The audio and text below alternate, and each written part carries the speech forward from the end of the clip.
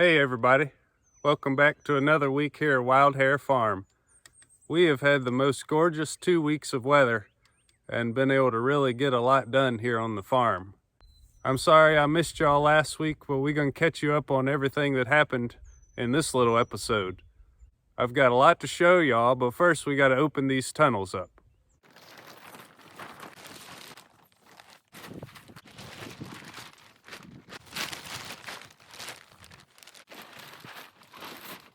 So when we last saw y'all, we had just finished building these caterpillar tunnels. Since then, we've added the scissor doors on all the ends, which really gives us nice airflow all the way through both tunnels. We did transplant in our first round of bok choy here in this tunnel, but what I really wanted to show you down this way is our first round of direct seeding. There's our first round of radishes coming up. And then over here, got our first round of hackeri salad turnips. So if you look here, you can see that the rows are very closely spaced and very densely planted. I'm going to show you our Jang seeder here that makes it possible. This is a precision seeder. It's made in South Korea. It can singulate very tiny seeds and seed them at very tight spacing. So the tighter our spacing, the more we can grow per square foot, and that's kind of what we're after. We can add shoes and hoppers to seed 5 rows. Then we've got different size seed plates that we can switch out for all different size seeds. What's that?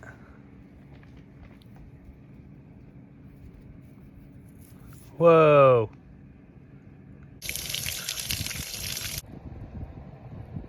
What a beauty. So we seeded the outside rows with radish, turnip, arugula, and baby kale. And then the 4 middle rows here, we're going to plant carrots. But before we plant the carrots, we like to broad fork these beds. And the broad fork is not for the faint of heart.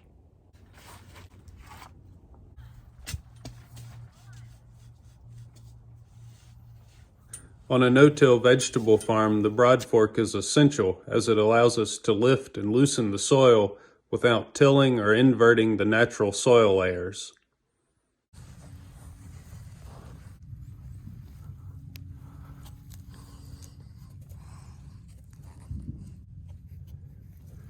This all started as this hard red clay, and as we've added compost and worked the soil, we've slowly created a topsoil here.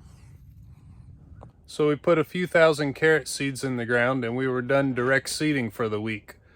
So with such beautiful weather, we moved outside and started preparing some ground for our first transplants of the season. We'll add our nitrogen mix and any other dry amendments needed, and then we'll use the tilther. Let's take a closer look at the tilther here. We use this for mixing in amendments and making a nice seed bed behind it, as you can see there. But the other advantage is that it only tills 2 inches deep. Most weed seed germinates in the top 2 inches of soil, and so by not bringing any soil up deeper than that, we really cut down on our weeds.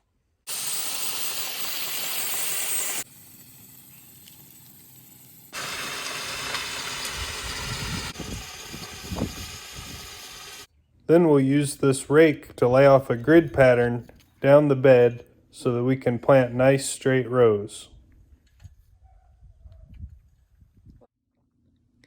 And then finally, we can start putting all the seedlings in the ground. We'll lay them off along the grid pattern and then pop them in one by one.